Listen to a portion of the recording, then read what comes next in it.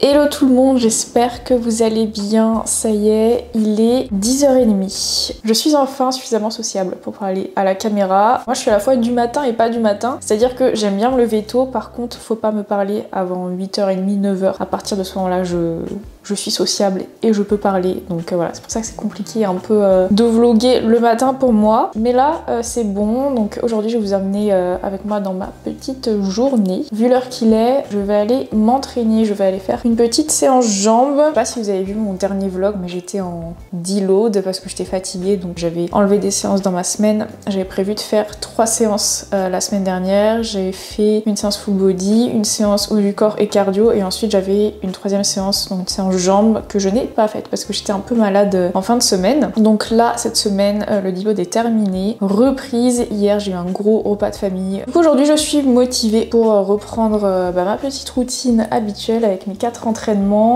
Je vous emmène avec moi, j'espère qu'il n'y aura pas trop de monde et que je pourrai filmer.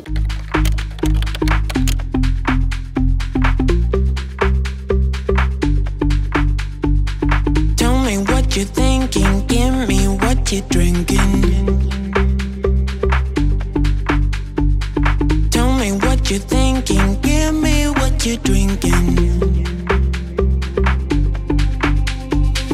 You and me, we got something special, baby. You and me, you and me. I can think this was never meant to happen. You and me, you and me.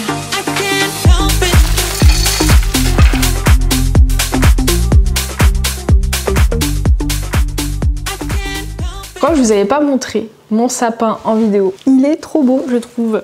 En dessert, je vais manger un brownie. Hier, j'ai fait des brownies. Je recevais des gens chez moi, c'est pour ça que j'ai pas mal mangé hier. Et il me reste pas mal de brownies. J'en ai congelé une partie et j'en ai gardé un au frais au cas où je voulais en manger aujourd'hui. Donc je vais me faire ça en dessert. C'est pas un brownie protéiné ou quoi, c'est vraiment une vraie recette de brownie que j'ai trouvée sur internet avec une quantité de beurre et de sucre complètement indécente. Mais je voulais faire une recette de brownie normale en fait hier.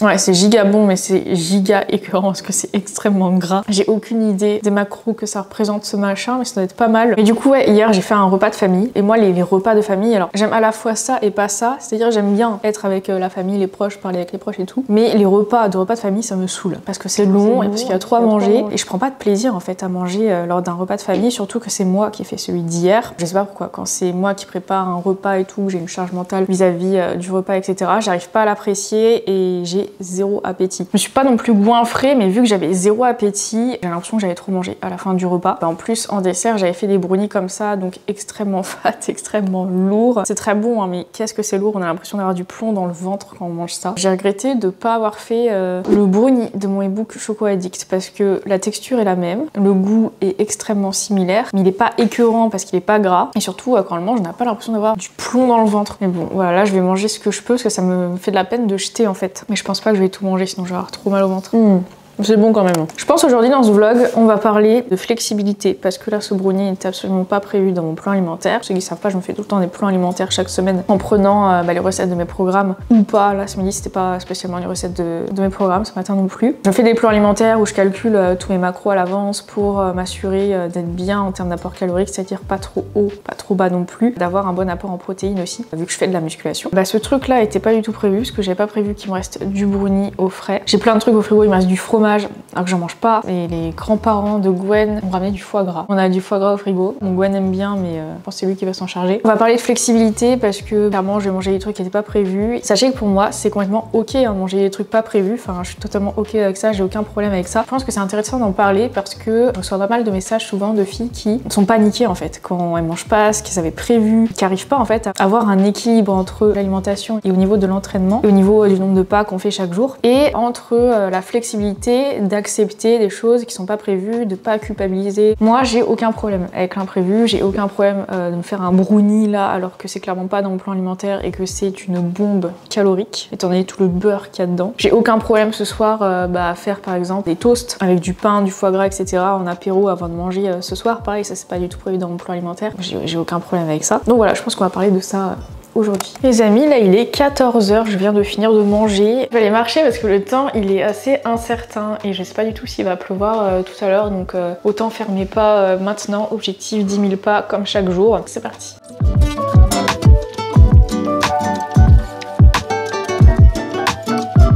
Je prends un petit peu le temps là de me poser face caméra du coup pour parler un petit peu plus de l'importance de la flexibilité. C'est pas mal de faire quelques rappels de temps en temps, surtout que je reçois très régulièrement le type de message privé suivant qui concerne soit l'alimentation, soit le sport. Je vais commencer par l'alimentation parce que j'en parlais ce midi. Vous êtes pas mal à me dire par message que vous n'arrivez pas à vous faire plaisir dans l'alimentation, dans le sens où vous n'arrivez pas à intégrer des aliments plaisir ou alors des aliments qui sont pas sain entre guillemets, parce que quand vous en mangez vous n'arrivez pas à vous arrêter et vous ruinez votre diète. Donc vous préférez ne pas du tout en inclure dans votre diète et donc de tenir une diète assez stricte avec peu de flexibilité finalement, parce que quand vous vous accordez de la flexibilité ça part en live. Et ça je comprends tout à fait parce que moi je suis passée par là aussi une période, j'avais aussi des plans alimentaires mais il n'y avait pas de plaisir dedans, il n'y avait pas d'aliments industriels, c'était que du 100% sain parce que je savais que si j'intégrais je sais pas moi du Nutella ou du chocolat Milka ou du brownie comme ce midi, j'allais tout manger en fait. Plutôt que de me contenter d'une portion, j'allais tout manger et ça allait tout ruiner. Aujourd'hui j'ai plus du tout ce problème, j'arrive à intégrer des aliments pas sains entre guillemets. Je mets des guillemets à chaque fois à pas sain parce que j'aime pas coller des étiquettes aux aliments, même s'il s'agit du Nutella, j'aime pas dire que c'est pas sain parce que ça dépend vraiment du contexte. Parce que d'un côté effectivement c'est pas sain d'en manger trop et de l'autre c'est pas sain de se l'interdire alors qu'on adore ça et que du coup on en rêve tous les jours.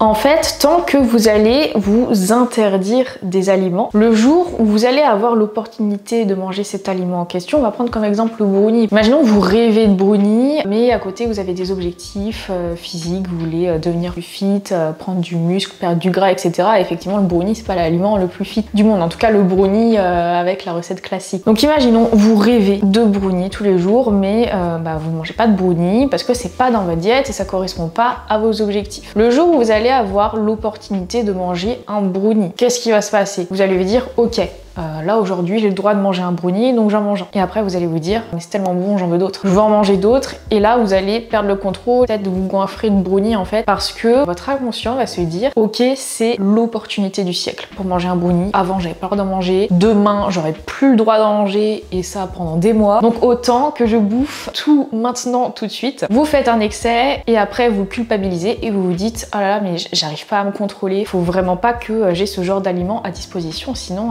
je mange tout et je ruine ma diète et mes résultats. Si vous avez un état d'esprit différent où vous n'avez pas d'aliments interdits, le brownie c'est pas interdit, le chocolat c'est pas interdit, les chips c'est pas interdit, la pizza c'est pas interdit, que vous acceptez le fait, par exemple on vous invite à manger une pizza le soir, c'était pas prévu, on est un mardi, on n'est pas le samedi, c'est pas le jour du cheat meal, j'aime pas non plus le concept du cheat meal, mais bref ça c'est un autre sujet. Mardi c'est pas un jour pour manger une pizza, ce serait pas raisonnable, oui j'ai envie de manger une pizza mais ça va ruiner ma diète si j'en mange. Vous allez aller au restaurant, manger votre pizza, vous allez quand même l'apprécier, avec de la culpabilité quand même, vous allez vous dire oh là là demain il va falloir que j'élimine, demain il va falloir que je réduise ma diète encore plus, mais vous allez être un peu dans l'état d'esprit foutu pour foutu. Bon ok je viens de manger une pizza, autant prendre un méga dessert, autant me prendre un fondant au chocolat avec crème anglaise, parce que ça aussi d'habitude c'est interdit, mais bon vu que ce soir c'est open bar, autant en profiter parce qu'à partir de demain je suis pas prête d'en manger. Et du coup ça va recréer le manque et ça en fait votre inconscient il le sait. Tant que vous allez être dans l'interdit, lorsque vous aurez l'opportunité d'accéder à cet interdit, vous le voudrez en excès en fait, pour en profiter, parce que ce sont des moments rares. Quand on n'a plus cet état d'esprit là, quand on ne catégorise pas les aliments comme interdits et autorisés, quand on intègre des plaisirs dans sa diète, par exemple ce matin avec les pancakes, c'était du Nutella que j'ai mangé. Du Nutella, voilà, une coach fitness qui mange du Nutella, on n'en voit pas beaucoup sur les réseaux quoi. Mais pourtant c'est la réalité, j'intègre du Nutella de temps en temps dans ma diète parce que c'est un aliment que j'aime bien, j'en ai dans mes placards en plus, donc faut le manger quoi. Puis ça me dérange pas de manger du Nutella, bien au contraire. Quand vous considérez ce genre de petit plaisir comme quelque chose de normal, de ok, que vous pouvez intégrer dans votre diète, vous aurez pas envie de manger tout le pot de Nutella en entier, vous aurez pas envie de manger tout votre brownie en entier. Pour vous donner une idée, le brownie ce midi, j'ai même pas mangé en entier, j'ai mangé genre la moitié, et là je viens de manger l'autre moitié parce qu'il est bientôt l'heure du goûter et je commence à avoir faim, donc j'ai même pas dégommé ce midi mon brownie, j'ai mangé que la moitié. Parce qu'en fait je sais que je peux y avoir accès quand je veux à ce genre d'aliments. Je sais que demain si je veux me refaire des pancakes au Nutella, j'ai le droit. Voilà. Donc pourquoi est-ce que je me goinfrerais de Nutella aujourd'hui si demain j'ai le droit d'en manger, si j'ai le droit d'en manger après-demain. Donc voilà, quand on essaie de contrôler son alimentation de manière extrême, parce que moi je vais pas vous mentir, je la contrôle aussi mon alimentation, je me fais des plans alimentaires, je m'assure de manger assez de protéines, etc. C'est une forme de contrôle de l'alimentation, mais je garde quand même une flexibilité dans ce contrôle-là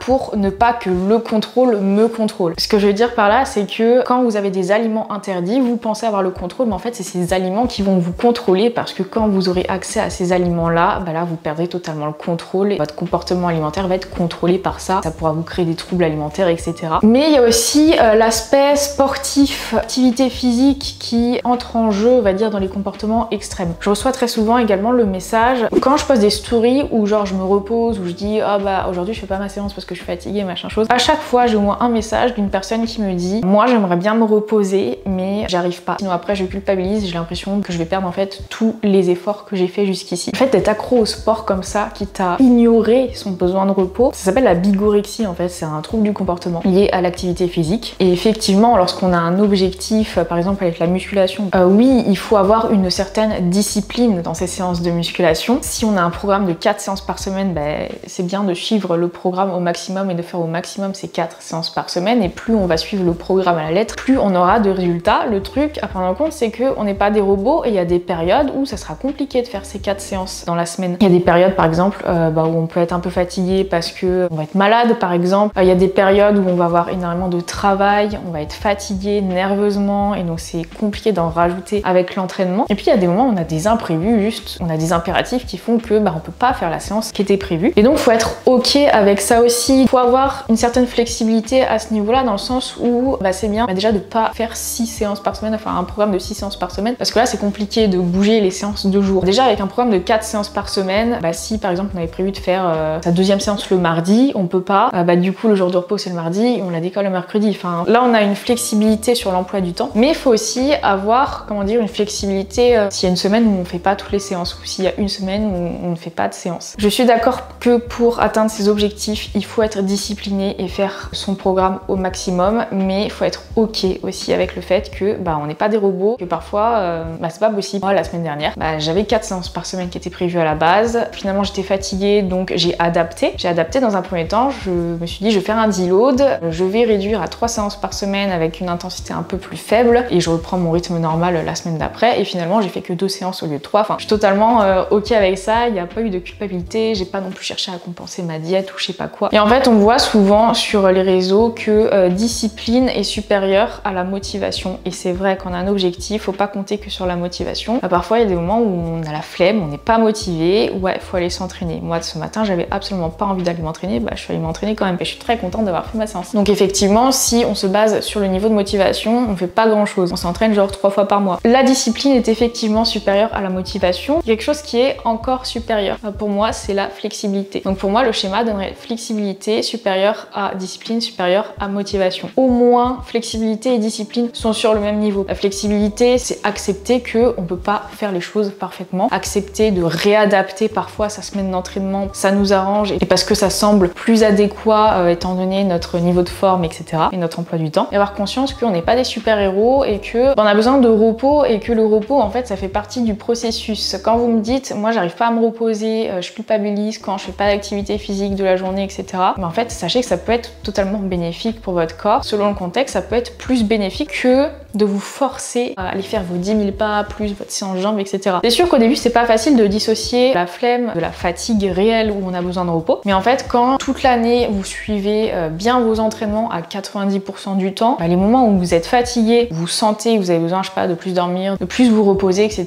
Faut s'écouter, faut l'accepter et il n'y a pas de culpabilité à avoir parce que dans le cas contraire, si on ne s'écoute pas du tout, qu'on n'écoute pas notre corps, qu'on ne se repose jamais, on risque de se blesser et du coup d'avoir un repos forcé pendant plusieurs mois et là ce sera encore pire. Donc voilà, le repos fait totalement partie du processus et il faut accepter parfois de ralentir, quitte à faire moins de séances dans la semaine que ce qu'on fait d'habitude. Bon les amis, je trouve que avec les pancakes au Nutella de ce matin, le brownie de ce midi, pas mangé assez de chocolat aujourd'hui. Collation, mon cake tout choco du e-book Choco Addict, au bon 15 grammes de protéines, la portion, on adore. Vraiment c'est une dinguerie et vous êtes plein quand je mets une story Insta de ça à me répondre en commentaire que le gâteau est une dinguerie dinguerie. C'est vrai que je suis très fière de cette recette. Vous devez en avoir marre de le voir dans mes vidéos. Je me le fais toutes les semaines en fait et ça me fait 4 jours de collation. Je vais aller manger ça tranquillement en répondant aux commentaires sur Instagram et je vous retrouve, je pense, ce soir pour le dîner.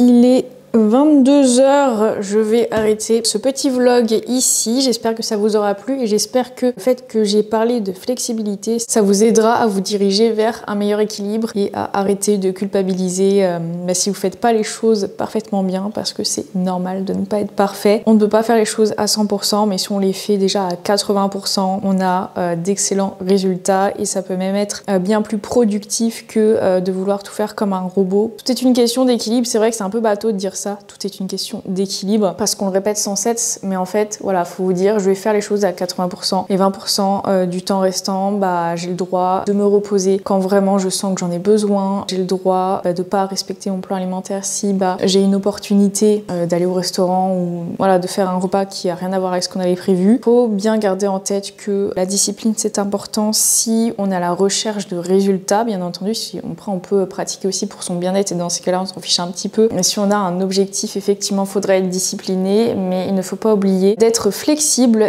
d'accepter que parfois les choses ne se passent pas comme prévu et ça peut être justement une bonne chose pour notre bien-être. Donc voilà les amis, j'espère que ça vous aura plu. N'oubliez pas de vous abonner à ma chaîne si ce n'est pas déjà fait. N'oubliez pas de liker la vidéo et de laisser un petit commentaire. Et sur ce, je vous fais des gros bisous et on se retrouve la semaine prochaine pour une nouvelle vidéo.